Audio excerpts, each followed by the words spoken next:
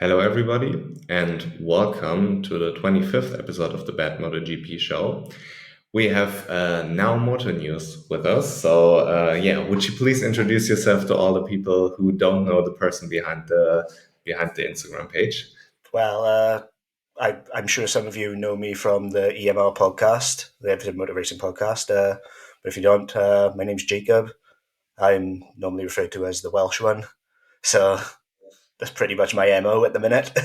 And yeah, I'm here to chat everything World Superbike. So Yeah, that's correct because we are reviewing the superbike races in Indonesia, and for me personally, it has been a crazy weekend because maybe you saw it on the Instagram. I was in Amsterdam tonight watching the Don't Let Daddy Know festival, and while because my girlfriend had tickets for it, and while the festival was going, I was trying to catch up with World Superbike, and it has been a rather crazy night.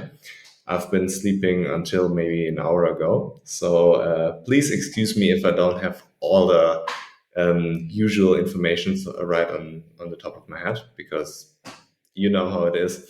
And but luckily I have Jacob with me right now, and he wasn't partying all night.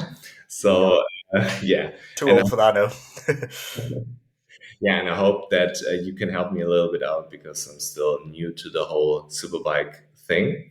So I would like to start with race one of the World Superbike class because Alvaro Batista won the race, and it was a rather boring race, I would say, like your typical MotoGP race would be, where not a lot of overtaking was going on. But what was interesting to me is that before Mandalika, everybody was saying, okay, this is the chance for Toprak to catch up. Maybe he has a shot to close the gap to Ducati because Alvaro Bautista obviously is a Phillip Island specialist.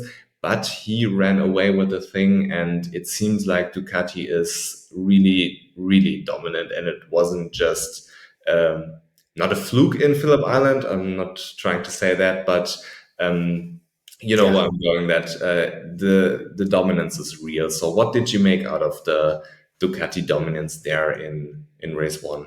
Well, if we're going back to Phillip Island, it was expected. It's a flowing track. Ducati has the most power. We have Bautista on it, who is, for all intents and purposes, a dwarf compared to the others. So he's obviously going to thrive at Phillip Island.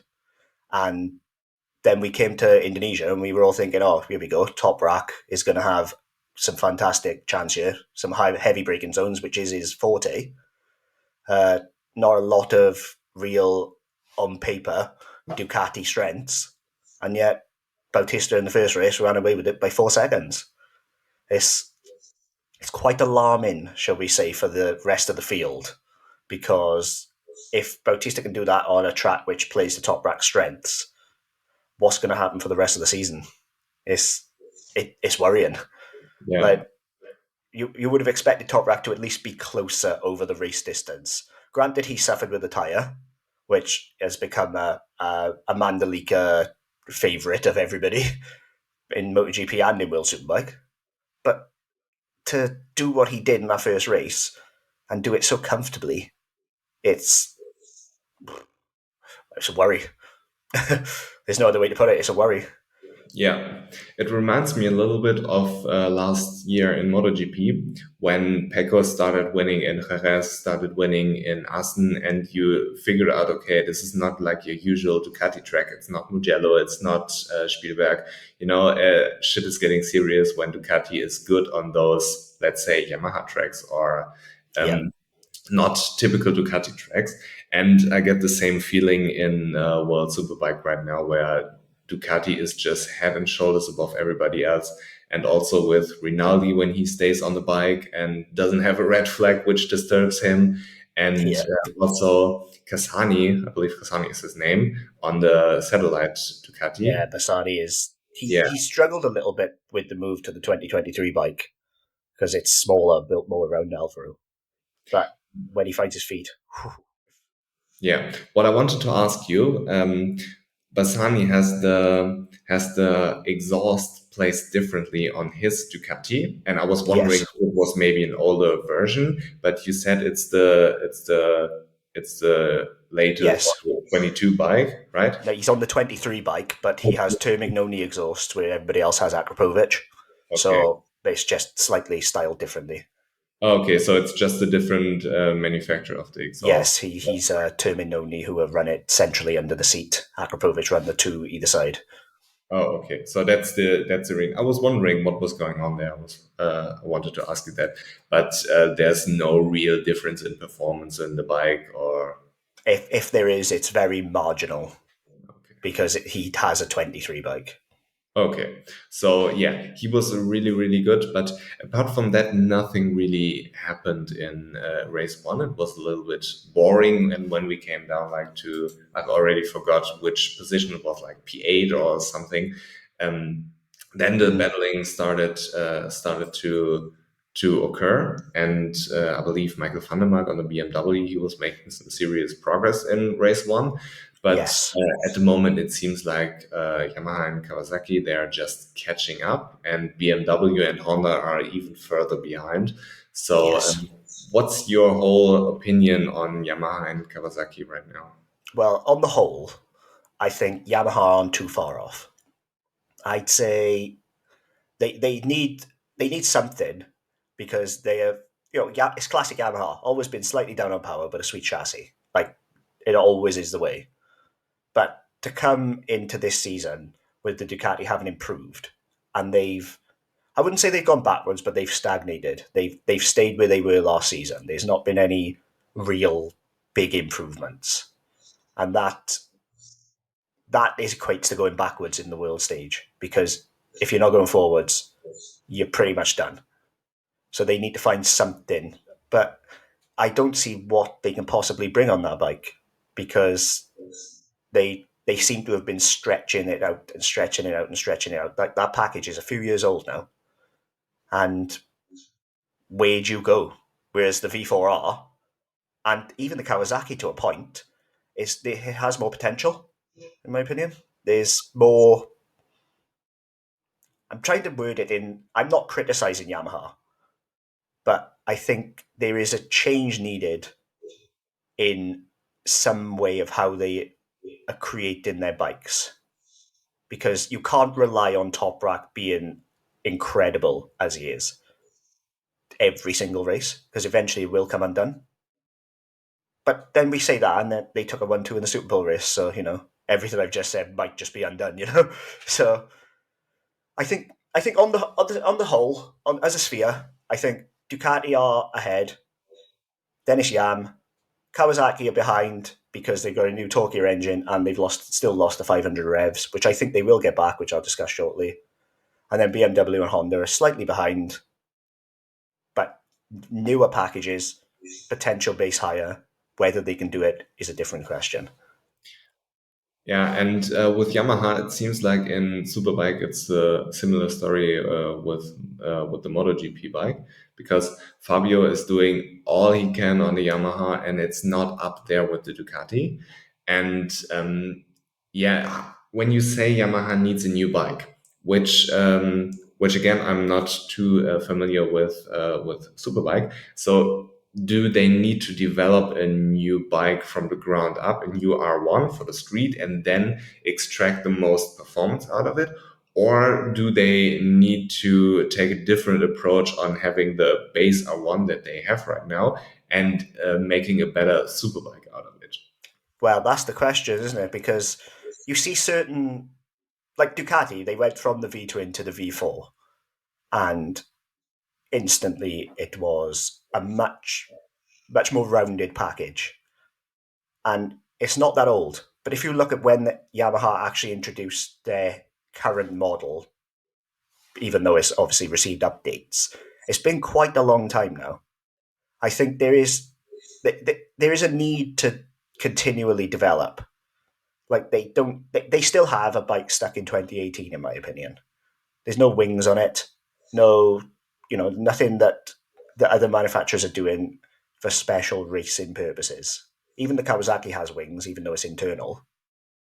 But like they just I wouldn't say they need a brand new bike because clearly it's still good, but they certainly need something, a big update, almost a mid-season update to bring it back in line with the other bikes. Is it a case of or Yamaha and Kawasaki simply not having a good enough bike right now, and Ducati is so far ahead, or would things even out if they all had the same rev limit? I think, given what we've seen from the Ducati at the moment, I think an even rev limit wouldn't solve a thing because the Ducati is still clearly far ahead. Like Ducati in both MotoGP and World Superbikes right now, they're putting the most in and they're getting the most out. People are complaining about it, but it's like you reap what you sow. And if you're going biggest, you deserve the biggest rewards. And that's what's happening right now. So I think it's six of one and half dozen of the other in that I think the Ducati is best, but there's more development needed on the new Kawasaki and Yamaha need an update. How It much could collide. let's say, horsepower and how much time are we talking if we were to give Yamaha and Kawasaki the same rev limit as Ducati with the 16,100, I believe. So how much would they be able to close the gap if they had similar rev? I think to the point where they'd be in touch, and then the rider can make a difference. Like Kawasaki especially need those 500 revs back. They do. Like it's become so clear now, and they've got a new engine this year with more torque, which obviously is making them suffer with the tire right now. They will find the compromise, but they still need those 500 revs, and I don't see why they weren't given the 500 revs and then rein back if needed, as opposed to maybe see how they do and give them the 500 revs. I thought that was a very, very strange move. What's the procedure of adjusting the revs? Quite literally, Dorna could just do whatever they want, pretty much. As in, if they decide one day, oh, Ducati have too much of an advantage, let's rein those in, they can just decide one race and next, oh, you're having 500 less revs now. It's literally that simple. Like, if one is dominating too much, they lose revs, they can add ballast. But, Kawasaki are running only with rev handicap, and they're still not anywhere near at the moment. Like, Yeah. and there's not really much else you can do to Ducati because they've got such a good engine. Revs ain't going to really do much to them. It's like there's just Ducati are reaping what they've sowed, as they've said, and it's paying off really big for them. Yeah, I mean, it's to me also good to see because Ducati has stuck with MotoGP, especially during the very, very dark time after Casey Stoner left.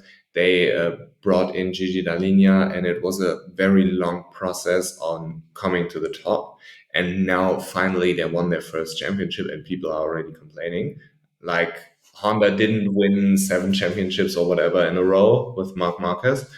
Um, Yep. so yeah, it's a little bit strange to me when people complain about Ducati because I believe Ducati has done very very good things for MotoGP and also World Superbike.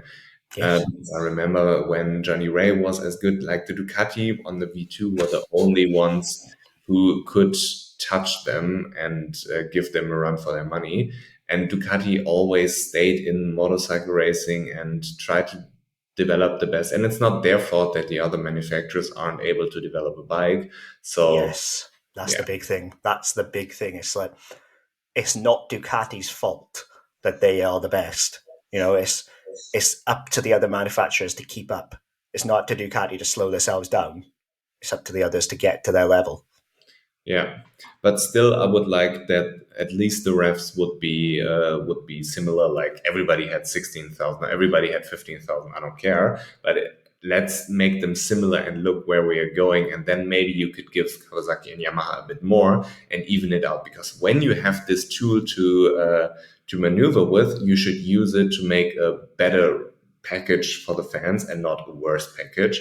Because right Yes. now you're giving the best bike more refs and as you said, it's not only about the refs, but it would still be an easy fix right now. As you said, Dorna could just adjust it, and we would be off of having more close racing and not being stuck with a very boring race one. Yeah, and the other thing as well is I don't want a minimum weight limit in World Superbikes, but it's going that way where they may have to introduce it because Bautista, like Scott Redding was a good example. He's complaining about it a lot on Instagram, and he does have a point, but this is not a new issue. But the fact is, he's losing 30 odd kilograms to Bautista. And when you do that before the race has even started, it's it's alarming, you know. It's you're never going to get anywhere if you're giving up that amount. So I think it's going that way. I don't want it, but I think it is going that way. I mean, when you have the same tires, when you have the same electronics, why not have the same weight? It's also a quick fix. Yeah, but quick fixes are not what we need, in my opinion, in World Superbikes because it's getting good now. World Superbikes is getting very interesting. Um, I still prefer MotoGP. I got to be honest, because the whole prototype, etc., seeing the new wild things that you can bring, which obviously you can't with World Superbikes because it's a production-based chassis. But World Superbikes is getting very good at the minute. They just need to tweak the formula for this year because Ducati have stepped it up, and I think we'll be back to where we were last year. Yeah. And I would like to discuss the Super Bowl race before we go into a very deep rabbit hole on what has to change in MotoGP and World Superbike. Um, yeah, in the Super Bowl race, we had the Johnny Ray and Alvaro Bautista incident, which was strange for everybody who can't remember it from the top of their heads. Johnny Ray overtook Alvaro Bautista, and they went offline a little bit, but not off track. But the track in Mandalika is pretty dirty. When you Yes. remember the pictures from the MotoGP tests back then, where the bikes were brown afterwards, so yeah, it was pretty dirty off line, and Ray had a moment there, but he stayed on the bike, and Bautista had a moment and he crashed. So what Yes. did you make out of this incident? I think it was a totally fair move from Ray, first and foremost. I think he did everything right, and on a normal track, it would have been fine. But on Mandalika, where it's notoriously dirty offline, maybe it wasn't the best move. But I think Mandalika is central to what. How do I put this? Any other track, it was a good move. This track, maybe hold off. But then I think his moment caused Alvaro to have his own moment. I think they were chain reaction. And of course, Alvaro went down, Ray didn't. On we go. I saw some people saying, oh, Ray was being too rough with Bautista, this, that, and the other. How? Like, there was nothing out of line with that move, at least. And I feel like from watching a couple Superbike races now that Johnny Ray is, especially this season, very, very aggressive because he Yes. has to be on the inferior bike. And Mhm. that's maybe an explanation that he just has to go for a move when it's there, even though it's not 100% safe, because he can't have the luxury on sitting behind Bautista and waiting for the perfect opportunity. Because two corners later, Bautista is gone, and um, he doesn't have the opportunity to overtake at all. So for me, I'm totally fine with the incident, and in my opinion, something is up with Mandalika where you can't have a situation where you go slightly off track and then all of a sudden you crash. I don't know what's going on there. I'm not too familiar with the track. Are there even other serious racing except MotoGP and World Superbike, or what's going on with the track when those two major series aren't there? Do you know that? I know they do some racing there. I don't think it's year round like Sepang, etc. But obviously monsoon season comes along and basically wipes the track to zero again every autumn, doesn't it? So that's the big problem. Like monsoon season comes, it gets flooded, and then it's a dirty track again for the next year, and on the cycle will go. We need Okay. some form of a protection for it, but I don't see what you could do other than put drains in, but then you're going to crash on the drains. So it's, it's a tough one. Yeah, but in Thailand or in Malaysia, you don't have these issues, and it's like a similar area. Yeah, they So, also have elevation changes though, where Mandalika doesn't. That's the okay, other issue with it. It's a very flat track.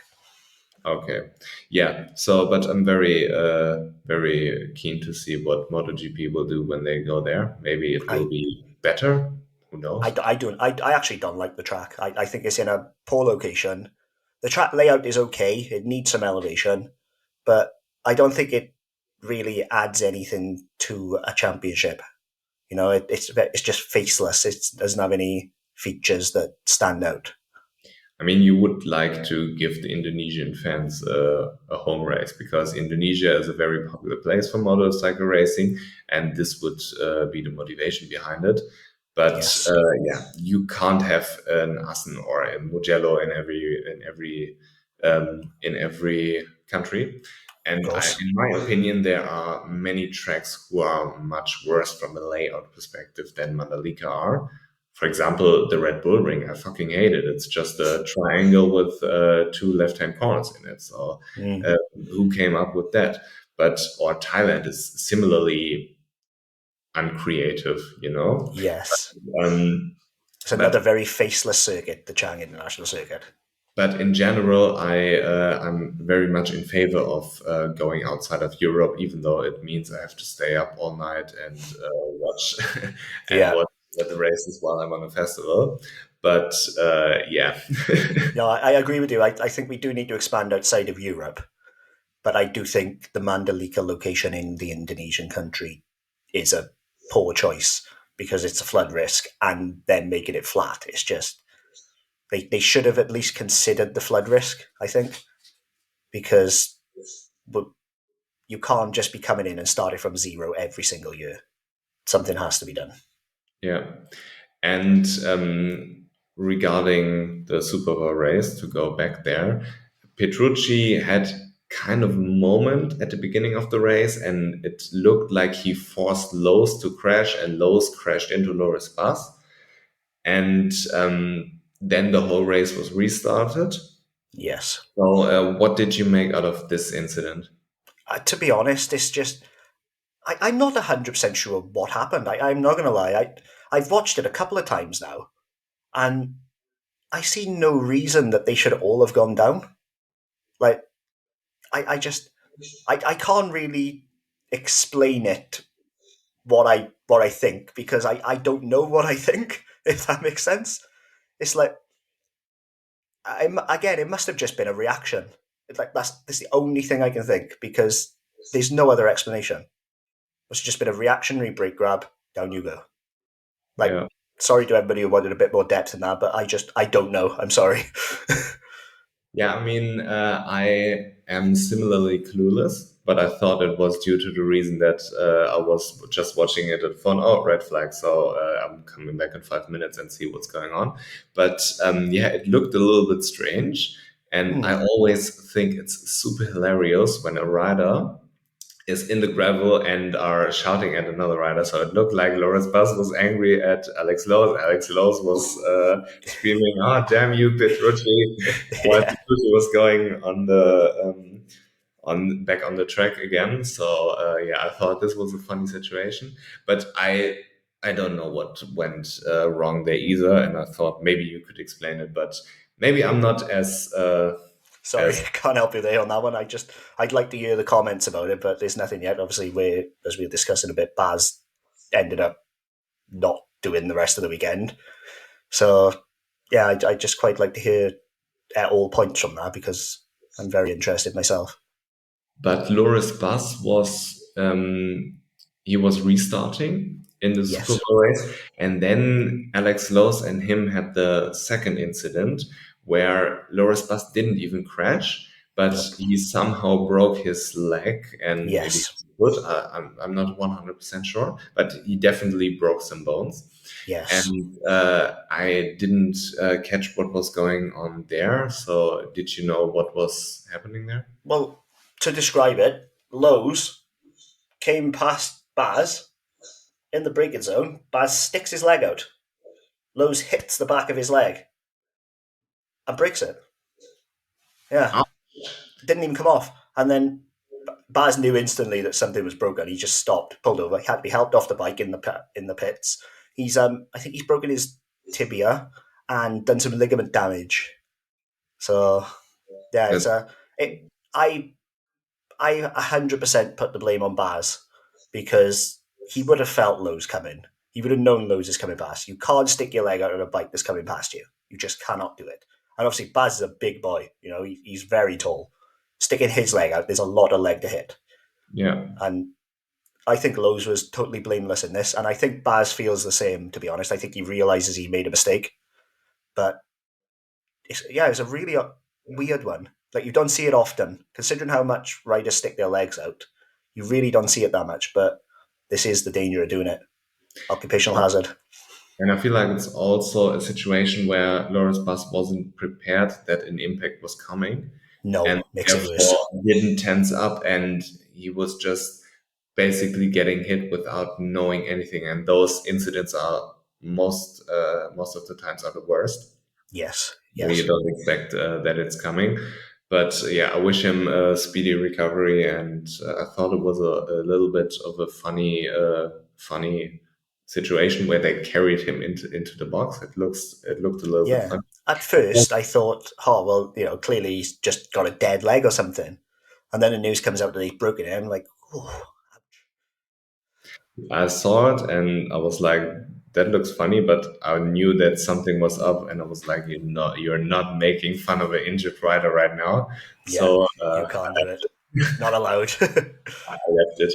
But yeah, what was also cool to see, I mean, not that you wish Alvaro Bautista to crash, but it was fun to have then race two where he had to start from 10th position, which added a lot more spice into the race. And I felt like this was positive a positive situation A for the championship, even though Yes. Toprak didn't gain too much, even considering that he went down in Phillip Island and Bautista won a real race with 25 points. But yeah, it was fun to see Alvaro Bautista coming from P10, and um, it was a little bit unfortunate for Rinaldi, and it was very fortunate for Bautista that the red flag came out there in race two. But Yes. yeah, it was kind of yeah, it was kind of nice that was a little spice in there, you know. Yeah. I like the whole Super Pole idea. I think is excellent.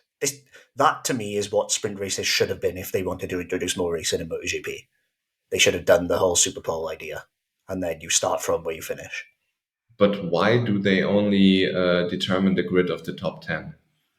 I don't know, honestly. I assume it's to do with the fact that if the top 10 have an incident, they start lower, adds a bit of spice because without wanting to disrespect anyone lower in the championship, if you're running 13th, 14th, starting 13th, 14th again isn't going to make a difference to you. Whereas it could really make a difference if you end up crashing out in the Super Bowl race and having to start 10th, as we saw with Bautista. It didn't make a difference in the long run, but it could. I think that's the idea. But it kind of only made a difference because there was a red flag and you can't account for that. So without Yes. the red flag, it would have been a whole another story. Oh, 100%. Like, that it's on the whole, it does normally make a difference. It just so happened that this time it didn't. But yeah, the race two was uh, Rinaldi. I think ended up. I don't want to say he blew it because it's clearly was a tire problem, but he had that win on a plate and somehow threw it away. Can you change the tires after a red flag in Yes, World? Alvaro did. He changed from the SCO to the SCX, and that's what got him the win. And the SEX is the softer tire, The right? softer option, yeah, he went to the softer option after the red flag. I don't know how many others did, but I know Alvaro did, and it paid off. And what did Rinaldi do? I believe he stayed in the same tires, new tires, but the same tire. I think he was on Oh, the softer option anyway. So I think it just went away from him. But he had the SCX tire too. I believe so, yes. Okay. I Yeah. think he started race two with the SCX, put a new set of SCXs on after the red flag, and still cut those. So Bautista kind of blew a close championship that we were hoping for after the Super Power race. But yeah, what's your takeaway from the whole race to after the restart? I think if the championship continues in this vein, we will be done with 3 rounds to go.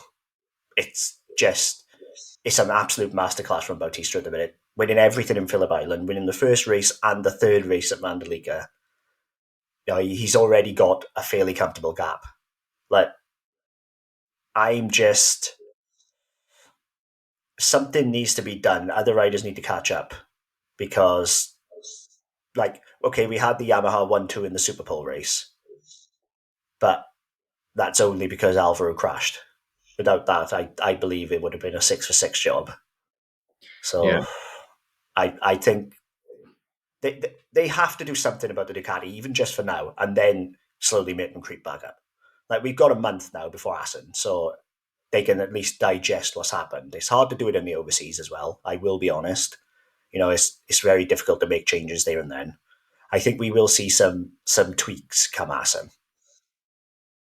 hopefully. I'm planning to go to Assen because MotoGP last year in Assen was a rather unpleasant experience because there's this whole festival going on and there are a lot of idiots going down there. But Mm. I've heard that the World Superbike is much better in Assen and it has open paddock. It's more of a family. That's Yeah. the word. Family atmosphere. And yeah, I'm gonna try this out hopefully.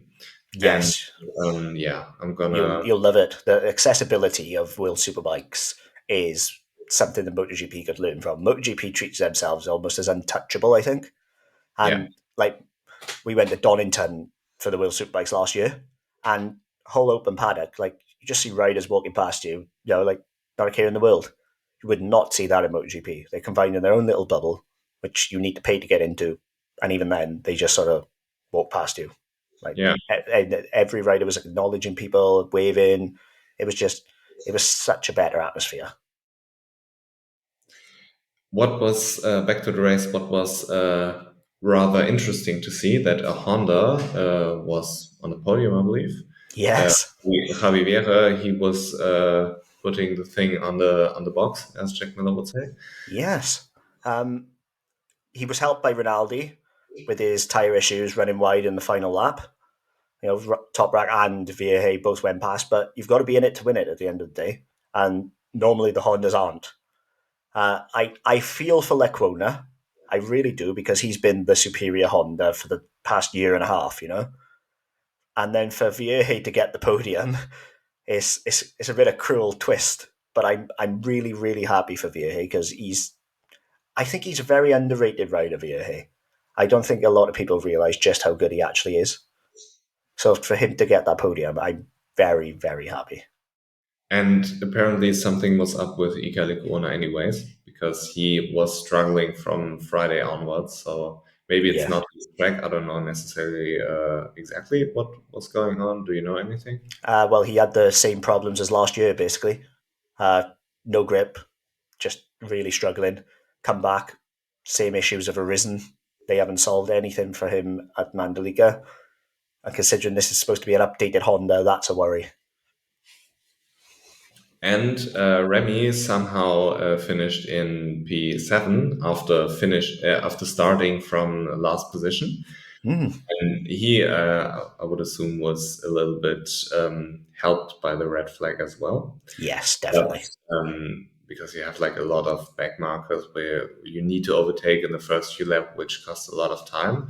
And by then, Rinaldi always or almost was like 2.5 seconds away from P2. So you're not making anything up there. So he was helped there too, but he Mm, was struggling with some illness over the weekend, couldn't ride on Saturday. And it was refreshing to see that he had such a, I would call it a heroic ride, because in those conditions, when you're not feeling well, it's brutal. Yeah, well, it's hurt a few riders. Like Eric Granado didn't ride all weekend because of it. It's Remy would probably have been feeling very, very rough. Like I wouldn't have wanted to ride in that heat, feeling good. Let alone feeling under the weather and having missed Saturday.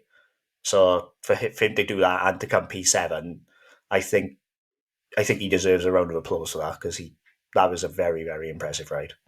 Yeah, and he has some experience on riding with diarrhea, because he told me that in 2020, in the second Valencia race, he had a similar issue. And it's like on the first podcast with Remy, he talked about it. It was a funny story, but yeah, he has some experience on riding with diarrhea, and I feel also that he's such a dog, where he won the championship with broken ribs. He had a Yeah, broken hand in preseason testing in MotoGP, and still wrote the whole testing program and all of this. And like, it's the typical motorcycle racer. They're on a different breed, and that's why yeah, I'm laughing a little bit when I hear Formula One discussing if Stroll should race with a broken wrist. But yeah, yeah, I was yeah. like, That's yeah, nothing for bike riders, is it? tell the bike riders about it. I mean, Jorge Lorenzo going onto a Yamaha on where he can't even walk, and winning races. It was Yeah, crazy, but yeah. yeah. Totally different breed bike riders. You got to be nuts. It's that simple. But in Formula One, I've heard that they have this escape test, where you have to be able to escape the bike not the bike, the car Yes, that's right. in under 5 seconds. And he failed it like two times, and then on the third one, he made it. But in a serious situation, you obviously don't have Well, uh, that's it, and you're three not going to get a laps. reset if your Yeah, car's on fire. Like a Grosjean at Bahrain. yeah, You know, like you're only going to get a certain amount of time. So, I, I mean, all bike riders are going to be looking at Formula One now and just laughing, like, yeah, no, we've done worse. Like on a Sunday, like, come on, mate, grow up. But yeah. at the same time, safety is paramount, and sometimes both drivers and riders they need to be safe from themselves. Yeah, especially after watching the Marcus documentary, where he was like, the injury in Jerez necessarily wasn't that bad. The problem was that he was riding a week afterwards. And therefore, I mean, he said it was his decision, but at the end of the day, which doctor tells you you can ride with surgery in your arm like 1 week later? This is It beyond was a poor comprehensible. decision. It was a Yeah, very poor decision, and he's paid for it. yeah. So I think he knows now. Yeah, but also like Alex Marquez in Catalonia, where he had this concussion, he ended up having a very good race last season. But are those really necessary to bring home, let's say, P10 when you're not fighting for a championship? I mean, Remy with the broken ribs, I can understand that when you're fighting against your teammate for the world championship, and you have to be there, that you take the risk, of course. But Yes, let's say you're an Alex Marquez and you're not fighting for anything, why even doing it? But yeah, he shouldn't have been therefore, allowed to ride. It's that yeah. simple. He should not have been allowed to ride. And it's to me a stupid excuse to say, yeah, he wanted to ride, because obviously he wanted to Yeah, ride. of course he wanted to ride. He's a bike racer. Yeah, you need to save them from themselves. But coming back to Remy, I'm very happy that he raced, because, as I said in the last episode, to me, when I'm watching a rookie, it's all about collecting data. You have to be able to collect all the data you can in your head to figure out how to be comfortable on the bike, on how things work in World Superbike, and therefore, even if it's just a battle for, let's make something up, P13 or whatever, it's still valuable to get the track time. But Yes, in yes, this case, definitely. it was more like He didn't have necessarily an injury. It was just he was feeling sick, I would assume.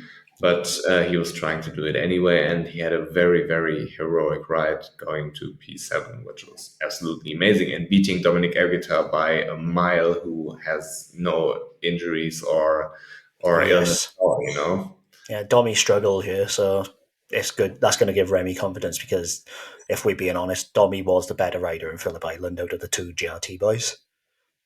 So for him to come back and beat Domi despite being ill, that's going to give him a load of confidence that he's going to hopefully take to Assen. He'll obviously be feeling better when we get to Europe, or you would hope anyway. So it should be a good one. What are your impressions and expectations for Remy this season? I think I think a top seven is possible. Both GRT boys, I think, will push each other really, really hard. I think it's a very, very good pairing. Two rookies, they're both going to learn from each other. They're both supremely talented riders, both, lower class champions, granted, different paddock for Remy, but both know how to win a world championship. And you don't do that by being a mug. It's that simple. So I think Remy will learn more from Domi because Domi's been riding superbikes since like 2010 in the Suzuka 8 Hours, etc. So I think come the end of the season, I expect him to be. I think you'll be able to throw a blanket over both of them. I think they'll both be fighting for about P6, P7. Talking about the super sport class, it's a little bit a weird class for me because I don't want to sound disrespectful, but I'll just say it. It sounds like a recycling class for washed up Moto2 riders. At this point, yes, it does feel that way. It's so much more than that.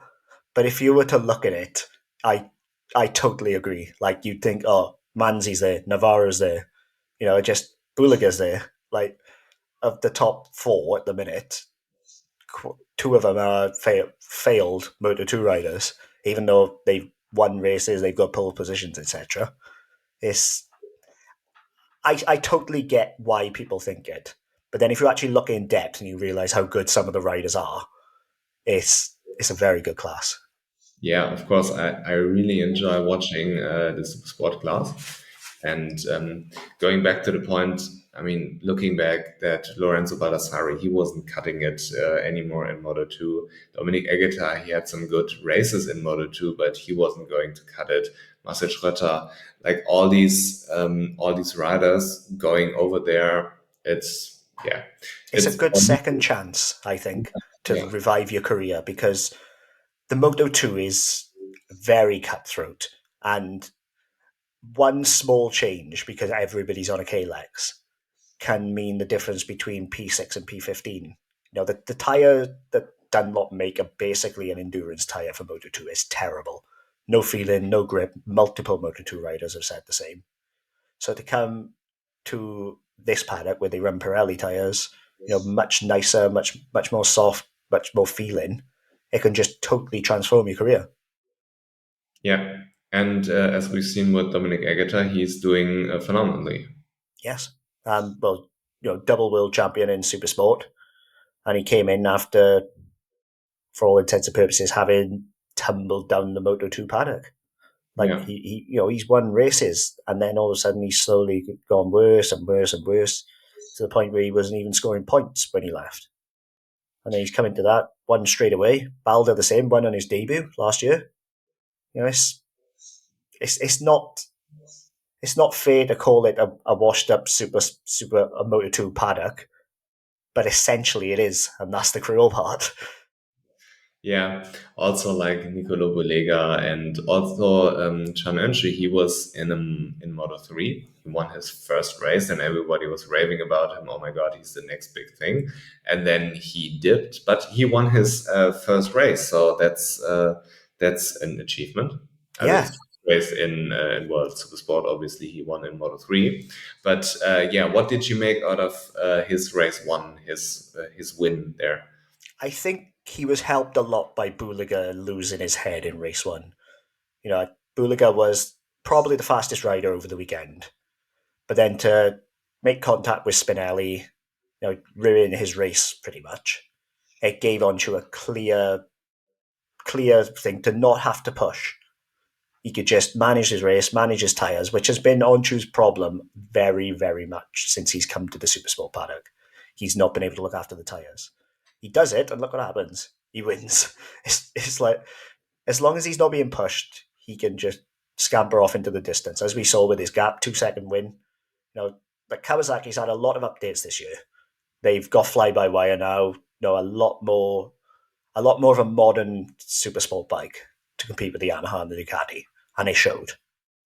So I think he fully deserved that win, but we know he's not going to be able to continually do it at this point. He still doesn't have the tyre management. Everything motor racing, Declan, he had a story where he said now he won't stop winning, and in race 2 it turned out to be wrong. But I'm excited to see what Inshu will do in the future, because oftentimes when you get this burden off your chest of the first victory, sometimes things are a lot more easy. And Yes. I felt like this was the perfect situation for him, because it was kind of a mixed condition race where there were a little bit of raindrops and not everybody knew what was going to happen with the weather. There was a lot of wind, and he was in the perfect spot at the right time when Yeah. he was leading, and a little bit of not chaos, but a few overtakes were happening behind him, and he was able to get like 1 second gap. And then Nikituli was in P2 trying to hunt him down, and he did a good job in the first few laps, but then he started battling with, I believe, Caricasulo, right? Carica, yeah. Yeah. And there was this funny situation, I don't know if you remember it, where Nikituli was going on the main straight, turning Yep. around and waving his hand like, "Hey, stay behind me, we can catch Öncü." And Caricasulo overtook him literally in the next corner. I was Yep. laughing so hard. It was super funny to me. I don't know why riders do that, because never in the history of bike racing has anyone ever listened to someone tap in the seat and say, "Stay behind me." It just doesn't happen. Yeah, especially when you have a Ducati behind you who's notorious for power, that you just want to do everything but slow yourself down, because he Mm. was going out of his bike, and obviously you slow down when you have a lot more of air resistance there. And then in the first corner, he took his chance and basically never looked back. Yeah, well, he had to. He was faster than Tooley. Despite what Tooley thinks, he was faster. And it showed. Yeah, So, he had to pass him. Because if he wanted it was too late. But if he wanted any chance of passing on Chu, he had to pass Tooley very quickly. And he didn't do it in time, and which is fine, it happens. And Tooley is a very, very hard man to pass. He's very, very good on the brakes. So I think Carricker did the right thing in the end, but by that point the race was gone. The win was gone. What did you think about, or what do you think about Nicolo Bulega's race weekend? Because it was a rather strange one. Roller coaster, wasn't it? He's I think Buliger alone is the fastest World Supersport rider out there at the moment. Just put him on a track on his own, he will set laps faster than anybody else is capable of. Put him in a pack, and he's too nervous. He doesn't like the fight. He needs to get his elbows out, in my opinion, because otherwise the Supersport class is just going to pass him by. It showed today in race 2, which we'll get onto in a bit. Like race 1, okay, he made the incident with Spinelli happen. Fair enough. No, mistakes happen. I don't think he was pushing to even pass Spinelli at that point. I think it was just a genuine mistake. But race 2, he's out in front, and what happens? Doesn't even end up on the podium. It's something needs to change with him, because pretty soon everybody's going to bully him out of the Supersport paddock. Otherwise, everybody's going to get faster and get closer. You're basically describing Maverick Vinales there, all the potential in the world, but somehow manages to fuck it up. Yeah, pretty much. I think Vinales has got better at it with age. So I'm hoping Buliga will do the same. But Buliga has the bike to bully people. He has the Ducati, the factory Aruba Ducati, the only factory Aruba Ducati in the Supersport paddock. All the focus is on him. He is the factory Ducati boy. Like, if anybody's going to be able to bully you, it should be him. But instead, he's just so meek. He just needs to get his elbows out, say, "No, you're not passing me, whether you like it or not," kind of thing. But he doesn't. He just sort of says, "Oh, after you, sir."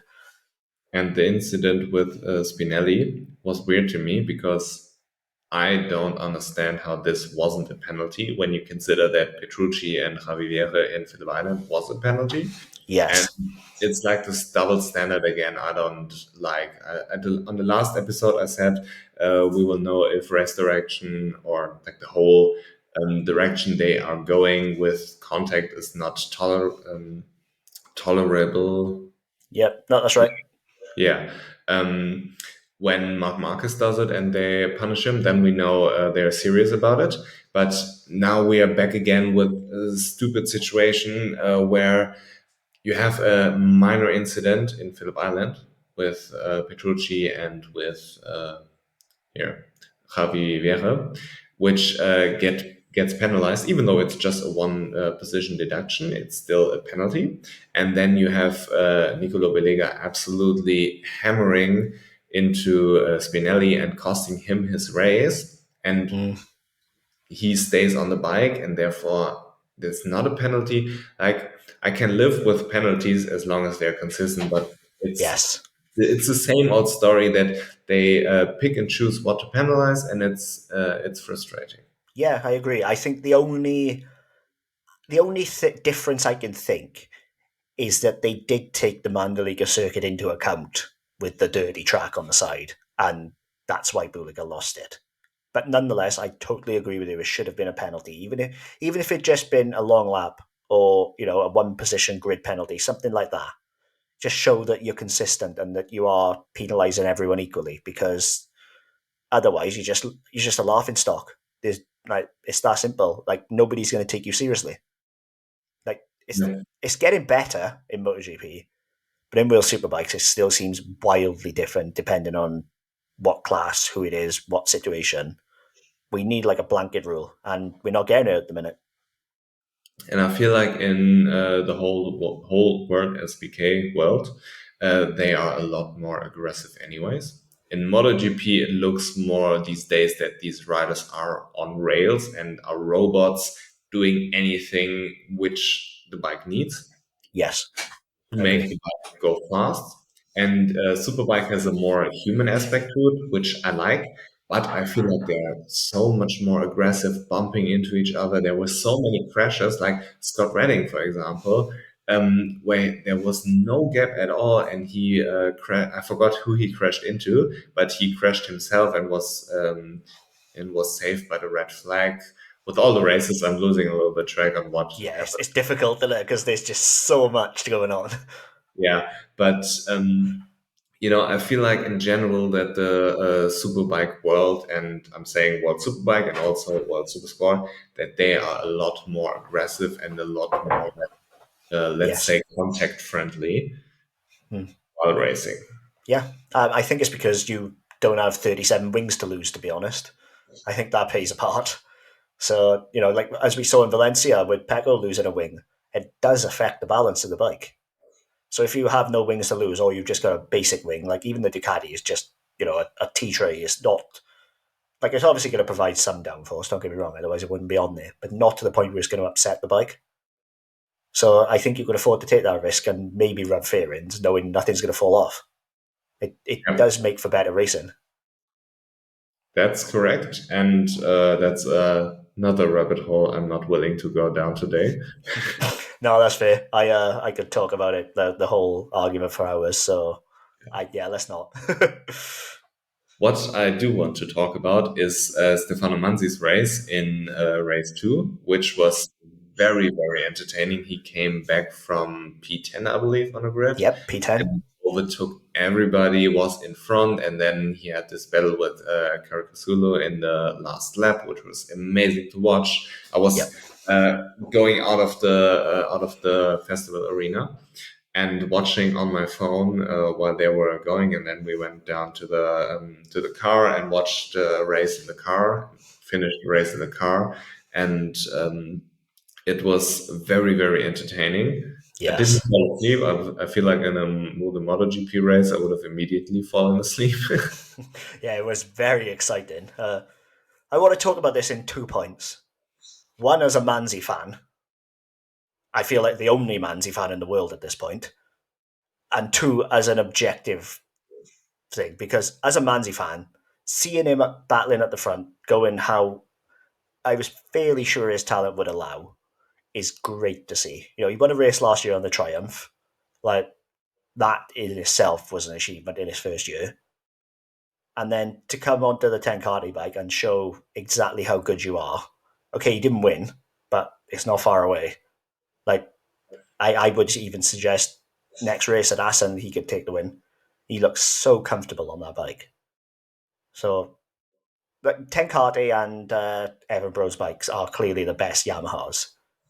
So for him to be on that team is he has to be a championship contender. Uh, I think Karika was lucky that he was on it, but lucky in the sense that it's very good that he was on the Ducati year because it clearly looked after his tyres better than the other bikes. I don't think it's going to be the same story going forward in Europe. Especially Assen is not a track where Yamaha historically is bad, so it's usually a very good track for Yamahas.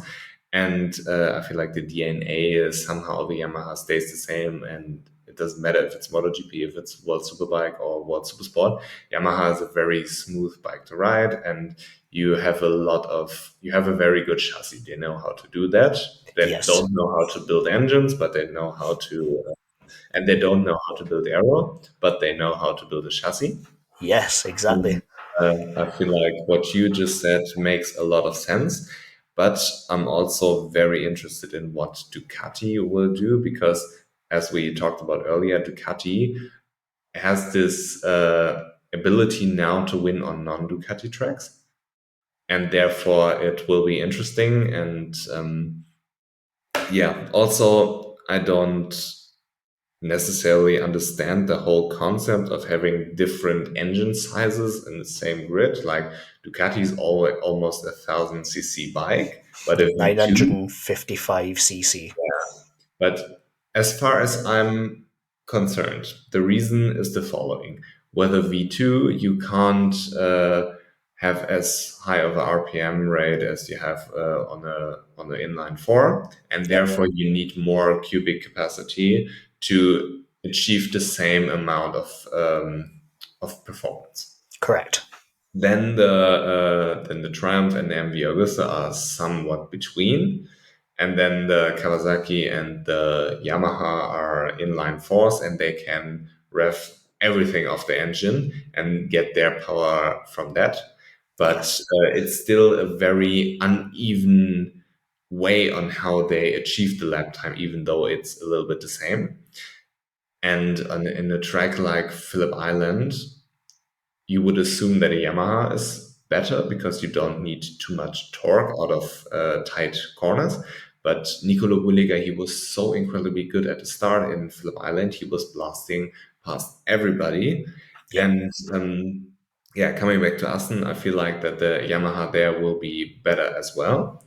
But with Caricasulo and the Ducati, I didn't know that the Ducati is softer to the tires or more Yes, friendly. it's a V twin trait anyway. Like it delivers its power much smoother. But I think I got to be honest. I think like to hop on what you're saying there. I think the World Supersport organisers and Scott Smart before he left deserves a round of applause for how he's managed to make this rule set come in, have so many different types of bikes, and they are so close. Like you can't really determine what is the best bike in Supersport at the moment because it could be one of like okay the Triumph and the MV are a little bit off, but they will come. But like if you were moving into World Supersport now and you had a choice between the Aruba Ducati, the 10 Cardi Yamaha, or the Kawasaki the Onchu's on, any one of those can win you a race. It's so close, and the rule set itself is very good at the minute, and I think they need to maintain it. Like I think they deserve a round of applause for how they managed to pull this off. Genuinely, Yeah. If I was coming into World Supersport, I would look at the Ducati because I would see how good Ducati is in World Superbike and how good they are in MotoGP and assume that they bring a very competitive package too. yes. Or I would go to Yamaha and see what Dominic Egeta did over the last 2 years there and say, hey, this is the bike you want to be on. Hmm. That's it. This, but like two very different ways of achieving the same lap time is so like it's so interesting as well. Like if you actually sit down and delve into it, how the strengths of the bike are considered a weakness against the other bike. It's just so cool to see. Yeah, and I'm really enjoying the super sport races. I watched them more or less on accident because I was watching the Super Bowl in Australia, and then there was this super sport race between. I was like, yeah, a lot of Moto 2 riders right there. Let's watch it, and I figured out, hey, it's a very fun class. A little Yes. bit like Moto 2 or like Moto 3, like those lower classes are a lot more fun than the big class in itself. But yeah, I'm enjoying the class. And do you think that Manzi will continue to improve and win the championship in the end? I hope so. It's not like as a Manzi fan, but in a more rational way. Let's put it this way. I think the top four who finished in race two are going to be the top four candidates for the championship. Like everybody's going to and fro because if we're honest, with Baldassari and Agata gone, the level is slightly lower now. Like those two were very, very good on super sport bikes, clearly ahead of the field. So to take those out of the equation, bring some new riders in who are at the level of the current riders, I think I think we could see a year long battle. And honestly, it could be any one of those four at this point. It really could. It's going to come down to who develops through the season and who adjusts themselves best to the super sport package they're on now. Because Buliger and Carragher, they are on, and Onchu actually, are on the same package they were on last year. Only Manzi's changed. Whether that pays off, we'll have to see. You touched on Baldassari, and I remember last night I had a conversation with my girlfriend when I believe it was when we were driving back, that we both don't understand the decision of Baldassari moving to World Superbike because I feel like he went from a very difficult Moto 2 time to the World Supersport paddock and was basically competitive immediately. And I didn't watch the races last year, but you see the results and you get a feeling like, hey, he's doing good or he's not doing so good. And I don't understand why he doesn't or didn't do a second season in World Supersport because now he has to adapt to a new class and new bike and things aren't going as well as they should because Lorenzo Baldassari is a hell of a rider when things are working for him, Yeah. but things aren't working for him like in the last 5 years or whatever. So, what's like your impression on the decision of leaving World Super Sport where things were going into the right direction and not taking like a year of development there? But that's it. Like Balder and Manzi are my two riders. Like they're the two I will support. Like I pretty much like to think I'm quite, neutral a lot of the time. But they are the two riders who I will pull for. And I totally understand the reason why Balder moved up. What I cannot understand is the team he moved up with. If GRT had offered him something, yeah, totally. GRT are a very good squad. GMT 94, again, are not a bad squad, but they're not going to win you a World Superbike race. It's like, okay, they're factory Yamaha supported, this, that, and the other, but they're just not at the level of GRT or Pata. They're just not. So I didn't understand the why of which team, but I totally understood why he moved up. Because if we're honest, Super Sport is the end goal. Isn't the end goal, sorry. Like Super Sport is the stepping stone if you come over to then get into World Superbike and try and win that title. So why delay? But at the same time, he could have maybe stayed in Super Sport, because again, with respect to Andrea Mantovani, he's not doing what Balder did on that bike last year. So I think I agree with you in that he should have stayed down for another year. Could have won the title, had his pick of the Yamahas then, pretty much. So it's a very strange one. Also, I would argue Moto 2 isn't the end goal, and I Ogura chose Moto 2 over a non competitive Honda, Yeah, which, in my opinion, was a smart move. Like, if yeah. you're Honda, it sucks, but if you're Ogura, I wouldn't want to ride the Honda. No, So let them figure it out, and Iogura stays there and wins the championship. 100%. He, Guru made the right call, first and yeah, foremost, with that. maybe he wins the championship, but I don't see him having a shot against Pedro and Alonso because going back to the whole MotoGP story now, elaborating on this, I feel like Ogura lost his head towards the end, and Yes. that's the issue. Like everybody can ride in World Superbike, everybody can ride in MotoGP, in Moto2, in Moto3, in World Supersport. Everybody can ride. It Yes. comes down to those small things, and like Ayogura had the championship on a golden plate, and he fumbled it. So I don't think he will recover pretty well from this because he has a whole winter of thinking about it. Hey, I fucked up, you know. And it's difficult to get yourself out of this hole. There's like a statistic that very few teams in the NFL who lost the Super Bowl did well the following season. Yes. I, It's I, it's a it's a I mental. see it. I can I can see it happening, but at the same time, Agura is a young rider still. You know, he's not even 20 yet still. If he learns from this, he could be a real threat for the championship. But whether he learns, that's the thing to be decided. He totally made the right call in staying down. You've got to go for the championship. You know, it's if nothing else, it's something nice to have on your CV. You know, I was a Moto2 world champion. I beat the best Moto2 riders in the world. And even if he doesn't win the MotoGP championship, he's got that ride sewn up. Like, let's be honest, Nakagami isn't surviving another year. There's just no way. Agura's going up. Like, that is pretty much it. If they sew that up early in the season and the pressure's off Agura, we could see it something big. I don't see him standing a chance against Pedro, but on the other hand, I don't see anybody standing a chance against Pedro. So Well, maybe my championship winner for Moto2 is Albert Arenas, so we will see.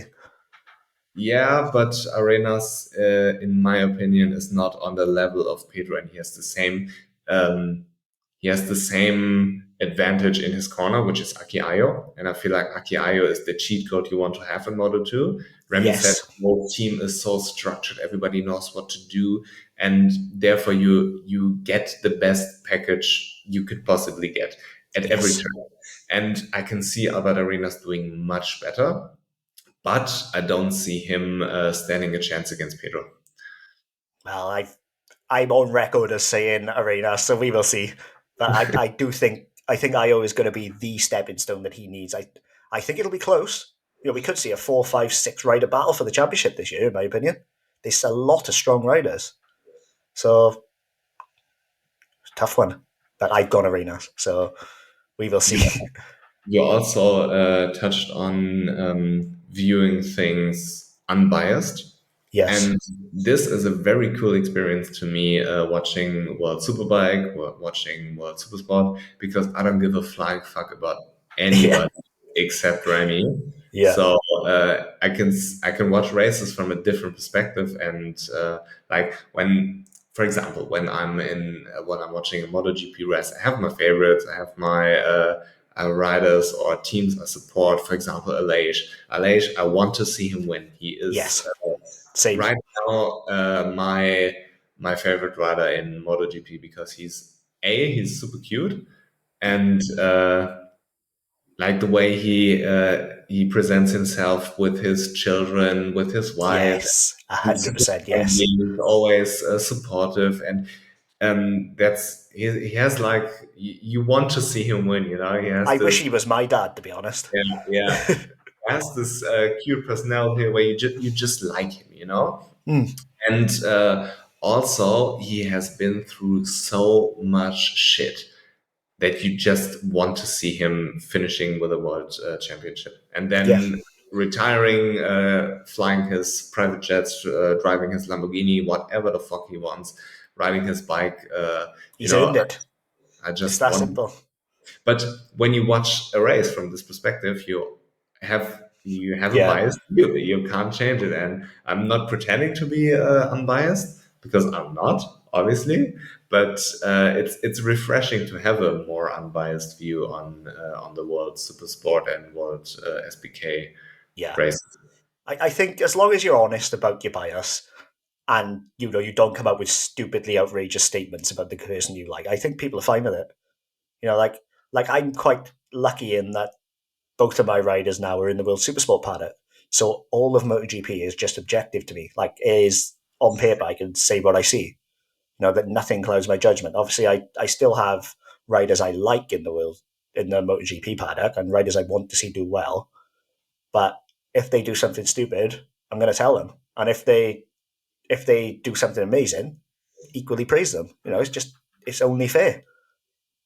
But like if Manzi wins this championship, I would not be unhappy. Put it that way. Like he's the one I'm pulling for. So fingers crossed because I've taken so much crap over the years for supporting Manzi, even when he was like when he was on the Suter decking it 32 times in a year, and everyone's he's just all he does is crash this and the other, and then to stick that MV on pole twice, clearly there's something there.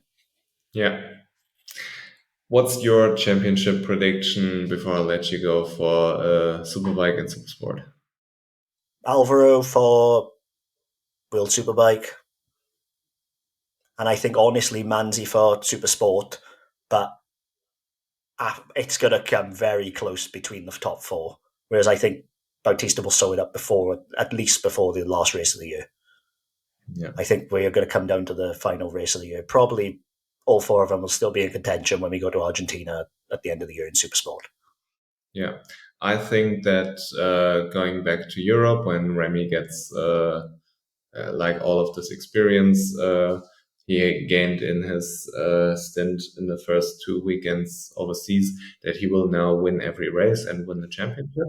Oh, easy. And It's that simple. I'm very confident in that. And in Supersport, I think looking at it that I want to say Nicolo Bolega because you in 2023 you don't bet against the Ducati. Yes. And I'm not too confident in the other riders as well, but I'm also not too confident in Nicolo Bolega because, as you said, he Yeah. has all the tools in the world. Like back in Moto 3 or in Moto 2, he had all the ingredients to win, but he simply couldn't pull it off. And yeah, therefore, I'm not sure. That's I, why I've got Manzi because if Buliga was even half as mentally strong as the other riders, I would go Buliga. But I just don't see it. Like I hate to say it because I do like Buliga. He's a very stylish rider, very good rider. He carries himself well in interviews. There's absolutely nothing to dislike about him. But he is just so mentally fragile that I just can't see him having it in him to win a title. Like he won a Chev title, yes, but junior GP pressure is not world championship pressure, is it? Yeah, and that's a classic example of everybody can ride.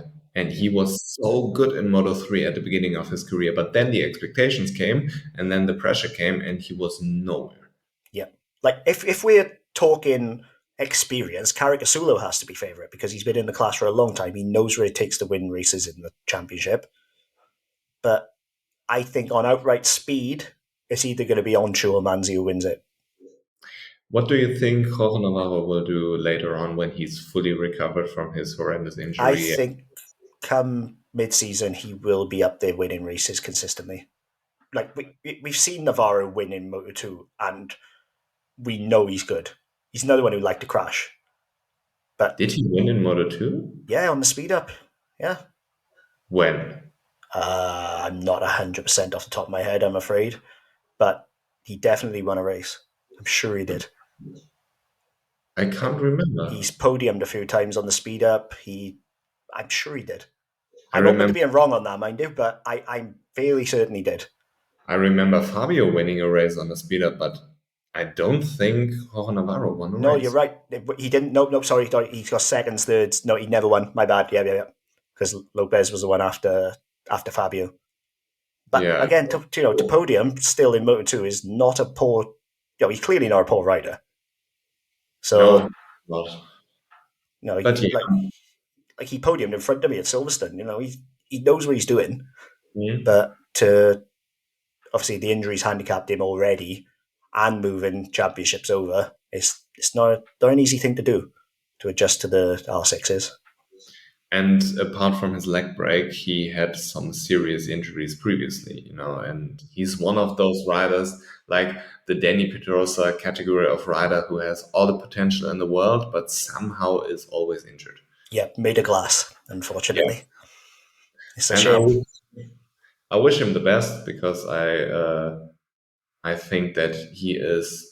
Funny story, when he came into Moto 3, I thought he was better than Fabio back in 2015. I agree. Yeah, I thought Jorge Navarro in the long run will be better than Fabio, but I was proven to be wrong. It is what it is. I don't It's think you were the only one at that point. Like we knew Fabio was special, but then when Jorge Navarro came in and was beating Fabio on the G bike, we all thought, oh, this guy's got a bit like. yeah, But yeah, but situations in it. I'm still rooting for him, and yeah, I'm very excited for the MotoGP season, which starts in like 2 weeks.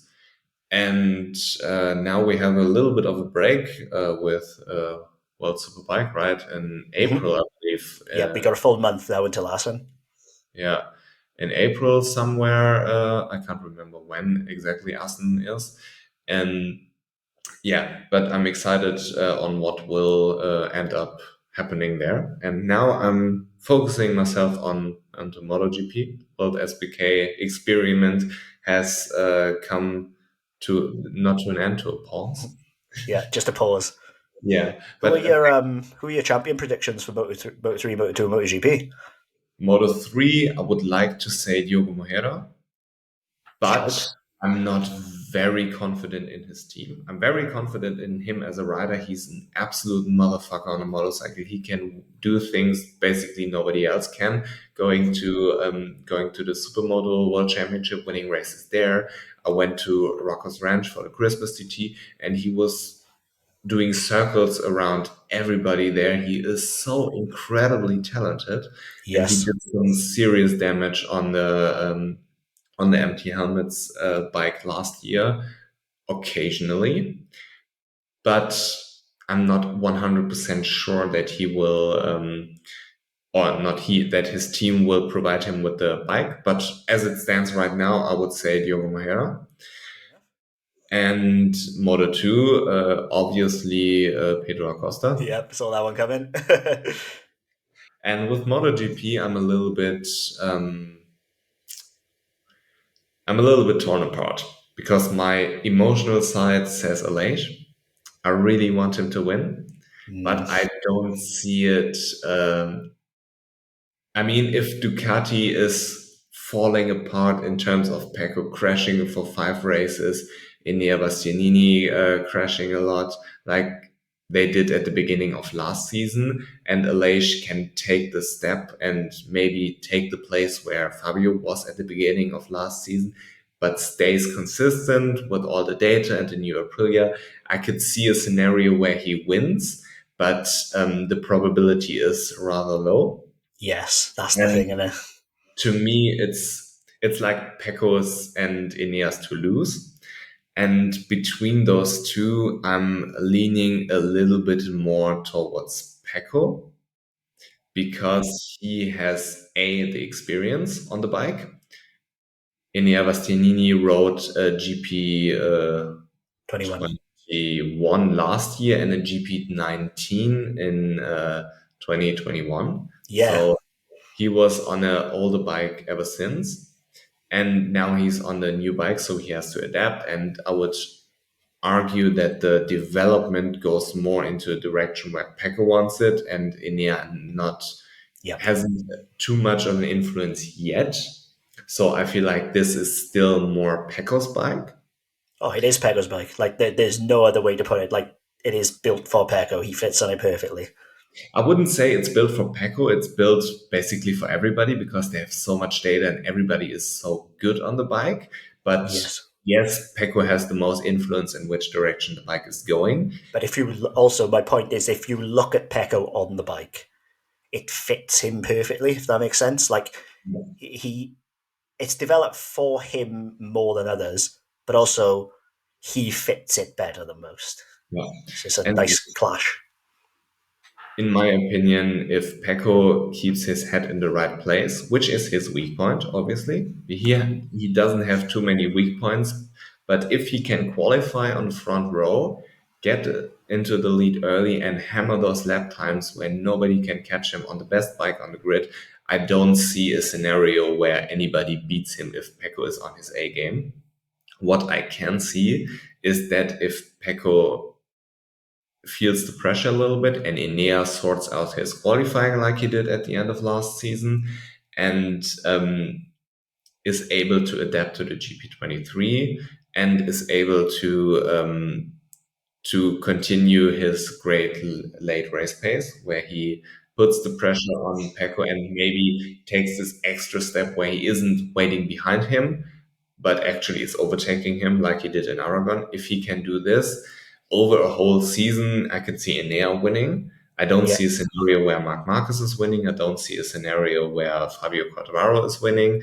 Um, but yeah, at the end of the day, I'm leaning towards Pecco. It's no, his fair to enough. lose. Yeah, from a probability scale, I would say Pecco is most likely, then Enea, then Fabio, then Aleix, then Marcus. And for every other rider, I don't see a scenario where they win. See, that's where I will have to disagree with you. My championship pick is Bez.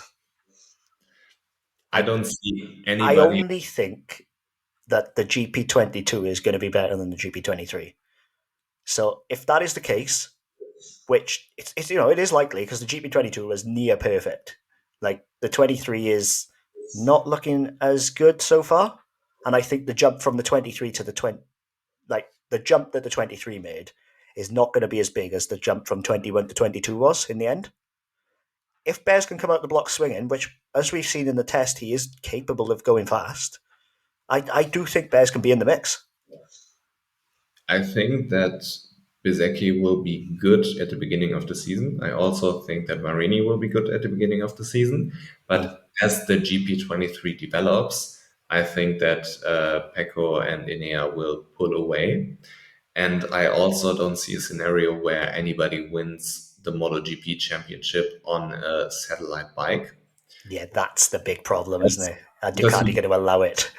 it's not getting developed anymore, or not to the extent of the GP23. And I think that when you're in a situation like Pecco is, where you have a bike which works better for you than the GP22, because the GP22 obviously didn't work well for Pecco because he had the GP21.5 ish with the Yeah, older engine. And now he said he's going back to a more comfortable feeling with the engine, with the 23 engine, which apparently had too much power coming out of the corner, and this hit was too strong, this initial hit. yes, Jack Gorst from Dorna, he told a lot about it on the Sepang Test podcast we recorded, yes. and I did listen to that, yeah. he explained it in detail. And if Ducati indeed has a GP23 which works better than a GP22, from an engine perspective and also from an aero perspective, I don't see a scenario where anyone they can win races, of course, but not over a whole season. I'd like to think that they will take some time, but this is Ducati. They don't mess about, do they? So you're probably. I don't think it's going to be Pecco, though. I do think Enea is going to beat him mentally and then over the course of the season. like if it's going to be any of the factory Ducatis. But I do think Bez is going to come out and surprise a lot of people and will be in the mix. I can see a 3, 4, 5 rider battle, which I'm hoping for. But in reality, it could be that Ducatis just clear off, you know? I can see Mark Marquez doing his occasional miracle. I can see him winning in Austin. I can see him winning in Germany. I can see him pulling a rabbit out of his hat one or two times. But the Honda is not on a level where it's supposed to be when you're trying to compete with eight Ducatis. And also, the whole overtaking thing is too difficult for Mark Marquez right now to. He's not the type of rider who gets in front and just does his laps and pulls away, you know. And I feel like MotoGP sadly is going into this direction. And the Honda isn't the package to be on. The Yamaha also isn't the package to be on with Fabio. Fabio has to figure out his qualifying, or Yamaha has to figure out his qualifying, because without that, there's no chance in hell that he will even be competing for the championship if they don't sort this out. And yeah, the Yamaha isn't anywhere near the Ducati right now. So, in my opinion, it's almost inevitable that a Ducati won't win a championship. Yeah, it's just which one is the Yeah, real question. which one, you know?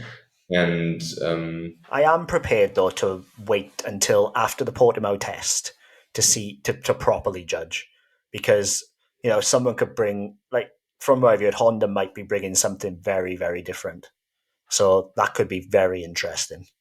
could be Honda has a habit of bringing a lot of things to the test, but if they work, Yeah, yeah, they could bring 100 things if none of them work. What's the point?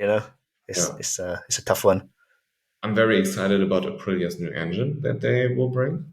Yeah. Let's see how this will work. But if Aprilia indeed will bring a better engine and they will be able to compete more with the Ducatis, this will be good for Aleix. But he had some serious problems of overtaking anybody last season. And I don't see this issue fixed, and I don't see him qualifying on pole position every race and Hmm. winning from the front. So, Well, yeah, apparently Aprilia have at least addressed the straight line braking issue, so that's a good thing. Whether they fixed it is another matter, but they've apparently addressed it at least. So, even if it's an improvement and they can continue to tweak it, okay. At least they know the weakness and they trying to tackle it. That's a good thing. yeah. Yeah, but at the end, I still think Becco, he's at the level right now where he hopefully sorted all of his shenanigans in his head out, where he's able to take a second position, able to take a third position, like he did towards the end of the season and what he wasn't able to do at the beginning of the season. I think he's more comfortable on the GP23 than he is on the GP21.5 or whatever he was riding there. And yeah, and I think that Enea will be a bastard, Yeah, he's but gonna. but I think Pecco at the end will prevail. Yeah, yeah. That's it. It's a tough one. It's a very tough one. MotoGP is so close. Yeah, but I'm very excited, and therefore I'm happy that you did it. I'm happy that you joined me to discuss the Superbike race, and also, which wasn't planned, but to preview MotoGP, which is Yeah. always fun to talk about, and which is more of my expertise. No, happy to help. I'm glad to come on. Thank you very much for doing it, and I wish you all the best. Maybe start posting some memes. Come to the Just steal yours is fine. It's all good. come to the dark side, and yeah. But thank you very much, and we can do it anytime again in the future. Like I would like to have different guests appearing on different episodes, and you're more than welcome to come back to discuss maybe a MotoGP race in the future. Excellent. So yeah, thank you very much, and goodbye, everybody. Bye.